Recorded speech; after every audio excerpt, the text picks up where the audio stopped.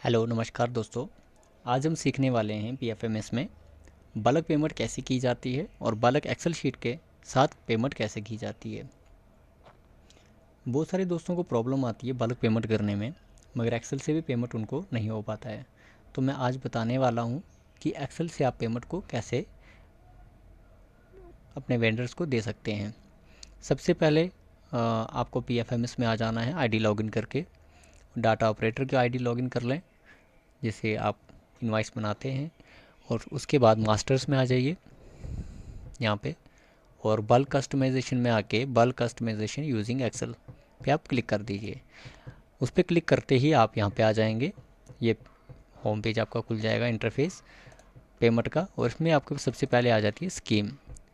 तो आप इस स्कीम पे सेलेक्ट करने के बाद किस स्कीम से आप पैसा देना चाहते हैं, अगर आप ये नहीं भी सिलेक्ट करेंगे तो सबसे पहले आप डाउनलोड टेम्पलेट करेंगे, तो डाउनलोड टेम्पलेट कर दीजिए।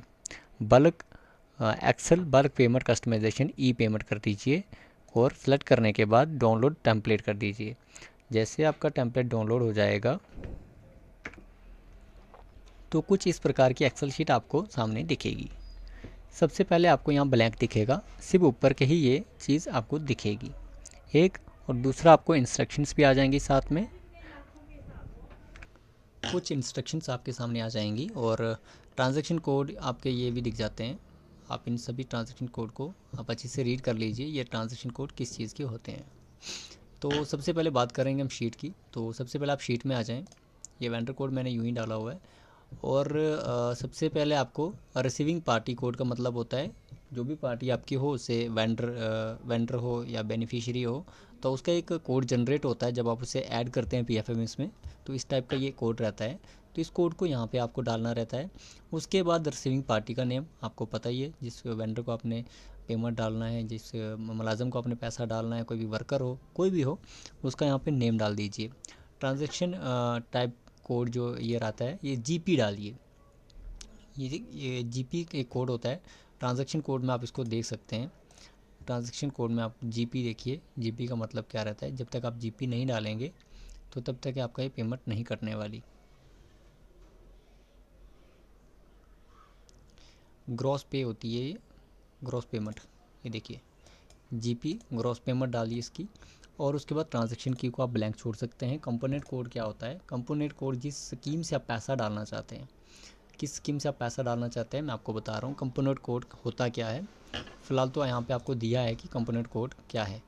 कंपोनेंट कोड 1 2 3 4 5 कुछ भी हो सकता है आपका, आपके किस डिपार्टमेंट में काम करते हैं उसमें क्या कंपोनेंट पे किस चीज़ का सैलरी का कुछ अलग कोड हो सकता है, या हॉर्नेरियम का अलग से कोड हो सकता है। तो मैं आपको बताता हूँ ये कहाँ से मिलता है, तो आप वेट कीजिए। जैसे आप यहाँ पे आ जाते हैं पीएफएमएस में, तो ऐड ट्रांजैक्शन, जैसे आप यहाँ से ऐड ट्रांजैक्शन करते हैं ऐड न्यू, तो ये पेज आपके सामने ओपन होके आ जाता है। तो यहाँ आप अपनी जो भी स्कीम सेलेक्ट करना चाहते हैं, जिस स्कीम से आप पैसा डालना चाहते हैं उसको सिलेक्ट कर दीजिए। उसके बाद सिलेक्ट स्कीम आ जाता है। यहाँ पे देखिए, यहाँ पे स्कीम कंपोनेंट आ जाता है। सिलेक्ट स्कीम पे जैसे आप क्लिक करते हैं तो यहाँ आपको दिखाता है कंपोनेंट कोड। ये रहते हैं कंपोनेंट कोड 1 2 3 4 5 6 7 8। यदि हम सैलरी डालना चाहते हैं तो हमारा कंपोनेंट कोड होगा 2। यदि हम इंश्योरेंस का पैसा डालना चाहते हैं तो कंपोनेंट कोड होगा 2। हमारा कंपोनेंट कोड चेंज होता है 3 पे। अगर कोई हम जैसे हमने ऐड किया हुआ है, जब पीएफएमएस एजेंसी हमारा पूरा पीएफएमएस हमारा रेडी करती है, तो वो ये क्या करती है, कंपोनेंट्स आपके ऐड करती है कि कौन कौन से कंपोनेंट से आपका पैसा बजट्स आती हैं, फिर उसमें आपको डिस्बर्समेंट करनी रहती है। तो अलग अलग ये इसमें आपको कंपोनेंट्स कोड जनरेट होते हैं। यदि आपका पोषण मिशन से कोई पैसा आया हुआ है तो कंपोनेंट कोड हम 6 वहाँ पे एक्सेल में डालेंगे। तो ये रहता है कंपोनेंट कोड की थ्योरी। तो आपको समझ आ गया होगा कि कंपोनेंट कोड हमने कहाँ से देखना है और वहाँ पे कंपोनेंट कोड क्या डालना है। अगर हम हॉर्नेरियम डालेंगे तो हम कंपोनेंट कोड 2 डालेंगे। तो अगर हमने अपग्रेडेशन ऑफ आंगनवाड़ी सेंटर्स लिखा हुआ है तो हमने कंपोनेंट कोड 4 डालना है। ये कंडीशंस आपकी स्कूल की भी हो सकती है, अलग अलग आपका जैसे मिड डे मील का पैसा हो सकता है, उसका कंपोनेंट कोड अलग हो सकता है। सैलरी मास्टर्स की डाल रहे हैं तो उनका कंपोनेंट कोड अलग हो सकता है। तो वहाँ पे आप चेक करके वही कंपोनेंट कोड सेलेक्ट कीजिए। अब आ जाते हैं एक्सेल में और बात करते हैं कंपोनेंट कोड के बाद एक्सपेंसेस टाइप। एक्सपेंसेस टाइप आपका आर आ जाता है, और आप यहाँ पे भी देख सकते हैं एक्सपेंसेस टाइप आपका आर क्यों आता है। आप रेवेन्यू से, आप जर्नल रेवेन्यू से पैसा दे रहे हैं या कैपिटल से पैसा दे रहे हैं, तो आपका जर्नल रेवेन्यू से पैसा दे रहे हैं तो आर डालिए, कैपिटल से कोई कैपिटल अलग से है तो उसमें सी लिख सकते हैं। उसके बाद जो अमाउंट रहेगा आपका 500 का 500 रखिए, आपका 10,000 है, 20,000 है, 1 लाख है, जो भी आप अमाउंट देना चाहते हैं।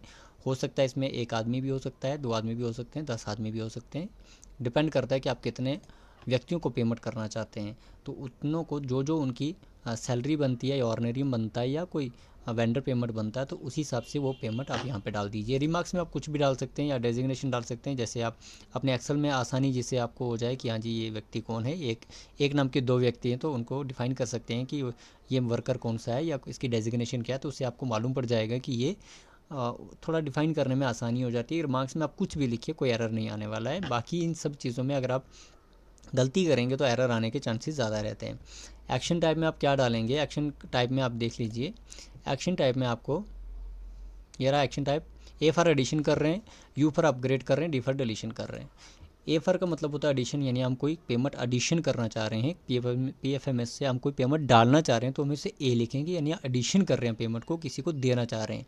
यदि हमने एडिशन कर चुके हैं, उसमें कोई गलती हो चुकी है तो फिर यहाँ पे हम कर लेंगे यू, यानी एग्जिस्टिंग जो हमारा एक्सेल अपलोड हो चुका है उसमें यू लिखने के बाद वो वहाँ पे क्या हो जाएगा, वो अपडेट हो जाएगा। यानी हो सकता है यहाँ हमने 500 लिखना था 400 लिख दिया, वहाँ एडिशन करने के लिए वहाँ हम क्या करेंगे, यू लिख के वो वाली अपलोडेड एक्सेल क्या हो जाएगी, अपडेट हो जाएगी। उसके बाद अकाउंट नंबर में सीधा आप सिंपली अकाउंट नंबर लिखेंगे, और उसके बाद पेमेंट मेथड के लिए हम ए यूज़ कर रहे हैं। ए क्यों यूज़ कर रहे हैं हम पेमेंट मेथड के लिए, देख लीजिए। पेमेंट मेथड के लिए ए यूज़ कर रहे हैं, अकाउंट बेस्ड पेमेंट जा रही है, you for Aadhaar based payment जा रही है। यदि आप किसी को आधार से पैसा देना चाहते हैं तो यू लिखिए, अकाउंट से पैसा देना चाह रहे हैं तो ए लिखिए। मैक्सिमम क्या करते हैं, ए लिखते हैं, क्योंकि अकाउंट से पैसा आराम से चला जाता है। आधार से अगर किसी का अकाउंट नंबर लिंक नहीं है तो उसको पेमेंट में एरर आ जाता है, या फिर कंप्लेंट्स आती हैं ज़्यादातर कि सर मेरे को सैलरी या ऑर्डिनरियम या कुछ भी मेरे को नहीं आया, क्योंकि उसका आधार जो है किसी दूसरे ब्रांच में लिंक था, उसने अकाउंट नंबर जो ऑफिस में दिया हुआ था वो कोई और अकाउंट नंबर था, और पैसा उसे आधार बेस पे चला गया, क्योंकि आधार में एक ही अकाउंट नंबर लिंक होता है। यदि आपके पास 2-3 बैंक अकाउंट हैं तो एक ही अकाउंट नंबर के साथ आप आधार लिंक कर सकते हैं। तो ज़्यादातर कोशिश करें कि अकाउंट बेस पेमेंट करें, जो अकाउंट उन्होंने हमें दिया हुआ है उसी अकाउंट में पैसा जाए।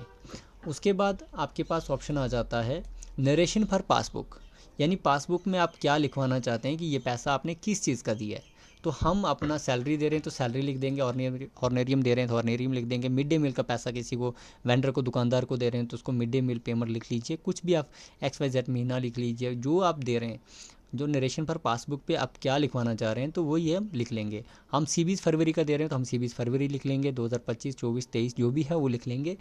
एटलीस्ट हमें क्या हो जाता है, हमें मालूम पड़ जाता है कि ऑडिट में हमें मालूम पड़ जाता है कि हमने ये जो बजट का पैसा इस चीज़ का हमने एक इन्वाइस बनाई थी वो किस चीज़ की बनाई थी, उसे हमें नरेशन फॉर पासबुक में तब भी हमें आसानी हो जाती है। और ये आगे एक्सेल की बात, एक्सेल जैसे आप ये बना लेंगे तो सीधा आप मास्टर्स में आएंगे, बल्क कस्टमाइजेशन में आएंगे और बल्क कस्टमाइजेशन यूजिंग एक्सेल पे आएंगे, और यहाँ क्या करेंगे, आप फिर से यहाँ एक्सेल अपलोड करेंगे। यहाँ आप इस मेन पेज पे आ जाते हैं। जब एक्सेल अपलोड करने वाले हम यहाँ पे सेलेक्ट कर लेते हैं, एक स्कीम सेलेक्ट कर लेते हैं जिसमें हमें पैसा देना है। इस स्कीम में सेलेक्ट करने के बाद हम कस्टमाइजेशन नेम दे देते हैं। मान के चलिए आप सैलरी देना चाहते हैं, हम लिख लेंगे सैलरी मार्च 2025, और हम साथ में लिख लेंगे देखो ये सैलरी मार्च 2025 पूरे इंडिया में बहुत सारे लोगों ने लिखा होगा, बहुत सारे अकाउंट्स का जो काम करते हैं उन्होंने लिखा होगा। अगर पूरे इंडिया में PFMS में सैलरी मार्च 2025 किसी ने लिखा है तो ये आपका मैचिंग वर्ड्स हो जाएगा। तो डिफरेंट सा आप कुछ कोड लगाइए। आप अपने स्कूल का नाम के कुछ अक्षर लगा सकते हैं या पूरा स्कूल का नाम लिख सकते हैं। आप जैसे हाई स्कूल कुछ भी किसी गांव का नाम हो तो उसका G लिख दीजिए, थोड़ा ये डिफरेंट कोड हो जाएगा। तो उसके बाद आप अपना कुछ कोड होता है, जैसे पर्सनल कोड हो गया, मान के चलिए कि आप मार्च सैलरी 2025 लिख लेते हैं डैश करके, आपका कोई शॉर्ट कोड होगा, ऐसे लिख दीजिए, कुछ डिफरेंट सा कोड लिख लीजिए कि ये कोड मैच ना हो किसी के साथ, ठीक है। उसके बाद आप एक्सपेंडिचर करना चाह रहे हैं तो एक्सपेंडिचर हम ई लिखा था एक्सपेंडिचर, आप वेंडर को पेमेंट दे रहे हैं तो वेंडर सेलेक्ट कर लीजिए, अगर किसी बेनिफिशियरी को पेमेंट दे रहे हैं तो बेनिफिशियरी कर लीजिए, और ई पेमेंट के थ्रू हम पेमेंट देना चाह रहे हैं तो हम ई पेमेंट सेलेक्ट करेंगे, क्योंकि हम DSC से पेमेंट नहीं कर रहे हैं तो ई पेमेंट से कर रहे हैं। और उसके बाद यहाँ पे चूज़ एक्सेल कर सकते हैं हम। चूज़ एक्सेल करने के बाद वही एक्सेल जहाँ आपने सेव करके रखी होगी वो यहाँ से चूज़ करने के बाद यहाँ पे अपलोड फाइल कर दीजिए। अपलोड फाइल करने के बाद सिंपल सा आपको एक पॉपअप शो होगा ओके करने का, और उसके बाद यहाँ पे आपको पेंडिंग दिखाएगा, सक्सेसफुली कंप्लीट दिखा रहा है, और यहाँ आपको पेंडिंग दिखाएगा। जब आपको यहाँ पेंडिंग दिखाएगा कुछ ही देर बाद आप उससे पेज को रिफ़्रेश करेंगे, कुछ देर वेट करने के बाद तो वहाँ आपको दिखा देगा कि सक्सेसफुली कंप्लीटेड।